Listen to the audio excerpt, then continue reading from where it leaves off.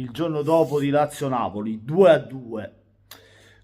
Ovviamente segna sempre Dia per il pareggio. Ci ricordiamo lo scudetto di 2 anni fa, dove Dia pareggia nel finale in Napoli-Salernitana. Poi si ripete ovviamente ieri sera con un gol anche solo con una gamba, perché poi era mezzo tronco, e segna ancora il Napoli nel finale con la Lazio stavolta per un 2-2, un altro pareggio, il terzo di fila per il Napoli. E poi ragazzi, ancora lui, ancora Isaksen in rete con il Napoli. Ma se giocasse sempre con il Napoli Isaksen, no? Diventerebbe il capocannoniere della Serie A. Ma c'ha tutti amici da Napoli e l'87. Allora, prima cosa, chi non è iscritto ancora al canale lo invito a iscrivere, a commentare questo video e voglio non aspettate la carrozza, facciamo che cosa sei. A parte scherzi ragazzi, passiamo al video. Parlando della partita, io sento tanti criticare, no? Anche la formazione di Antonio Conte, il 3-5-2, ma tu pensi che se il Napoli giocava con la formazione solita, il 4-3-3, vinceva la partita in casa della Lazio con una panchina che non c'è, e abbiamo visto nel finale dove Conte si confrontava con Stellini per capire chi mettere in campo, perché il Napoli non aveva soluzione.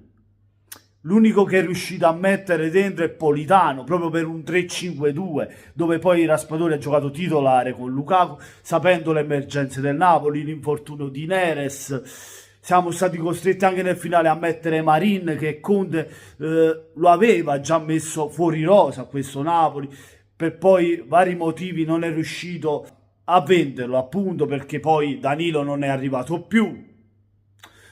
Il Napoli ha fatto quello che poteva fare, ha fatto la sua partita, nel finale è arrivato stanco, ma tu dici, ma com'è possibile che il Napoli una partita a settimana arrivi stanco a giocare in campionato?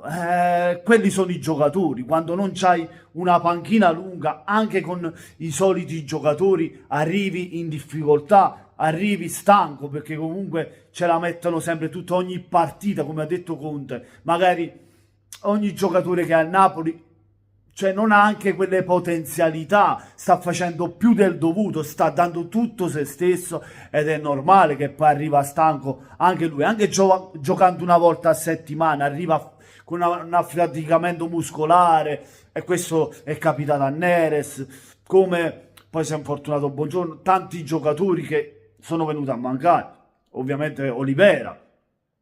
Cioè il Napoli non ha ricambi all'altezza, parliamoci chiaro. Poi anzi si è andato anche a indebolire, perché poteva avere anche qualche giocatore in più, in rosa, Zerbin, anche se non erano all'altezza, no? Però comunque ce l'avevi in più, visto la cessione di Kvara non si è andato a comprare nessuno.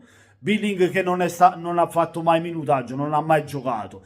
Ma se questi giocatori non hanno mai giocato, ci sarà un perché, così come Asa, perché forse Conte non li ritiene ancora pronti, o addirittura non l'ha scelti lui, l'ha scelti il presidente, come sempre.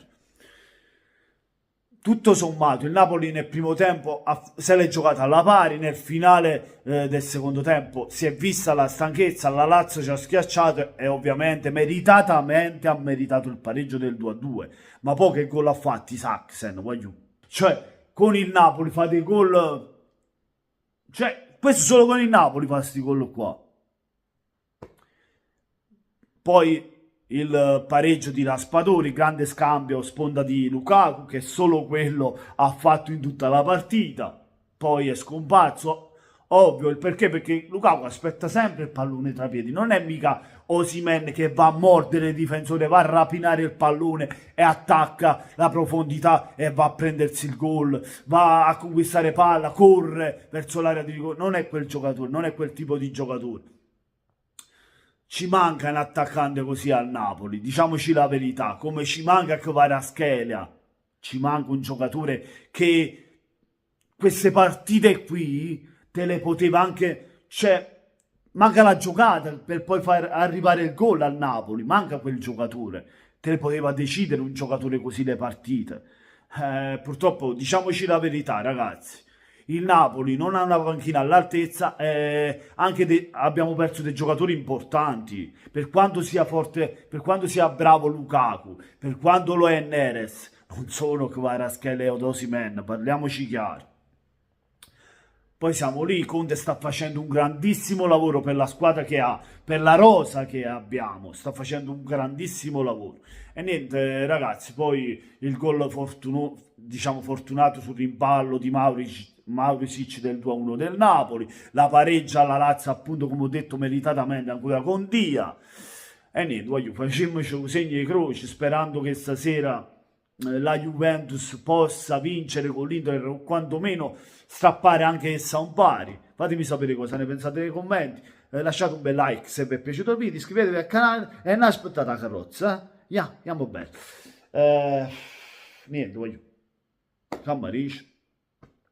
Speriamo nella Juventus. Sì, io in primis non sarò tifoso della Juve, come sento tante, oggi bisogna tifare Juventus. No, io tifo solo Napoli, però ovviamente se la Juventus strappa un pareggio o vince con l'Inter, sono contento, perché io voglio il bene del Napoli, è ovvio che sono contento. Non mi metto a dire forza solo e sempre forza Napoli. Con questo è tutto, buona serata a tutti amici. Da Napoli, l'87 come sempre, voglio.